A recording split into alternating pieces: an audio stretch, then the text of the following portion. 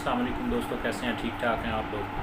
उम्मीद है कि सब लोग बखैर होंगे। आजकल हमारी जो लेक्चर सीरीज़ चल रही है उस हवाले से मैं 2020 की सिविल लॉ की और क्रिमिनल लॉ की साइटेशन जो हैं उसके ऊपर आपको लेक्चर जो है वो डिलीवर कर रहा हूँ आप लोगों के लिए। उम्मीद है कि आप लोग जो उनको देखेंगे, दूसरों तक शेयर करेंगे।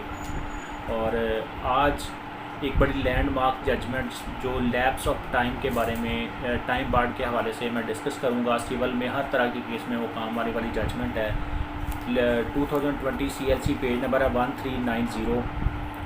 इसमें थारोली RL2 के फॉर्म को डिस्कस किया गया और उसके बाद जो है वो बंदे को प्रोप्राइटरशिप जो है वो मालकाना हकूक़ जो है वो अलॉटमेंट जो है वो किस तरह से दी जाती है।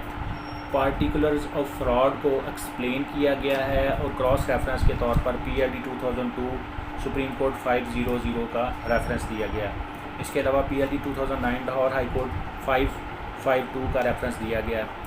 और court should take the proper action if the suit is incompetent, it should be taken with iron hands at the initial stages of the suit. और if the plaint does not explain the cause of action that suit should be rejected in the preliminary hearings. ये चीज़ें इसमें जो है वो थारली discuss की गई हैं। क्रॉस रेफरेंस के तौर पर 2015 supreme court monthly review 1708 page number जो है उसको डिस्कस किया गया है। और जो मेन चीज़ इसमें डिस्कस की गई है उसमें उन्होंने कहा कि 38 ईयर्स के बाद एक बंदा कोर्ट आया तो क्यों आया, पहले वो मम क्यों रहा, खामोश क्यों रहा, वो अपने राइट पे पहले क्यों नहीं बोला।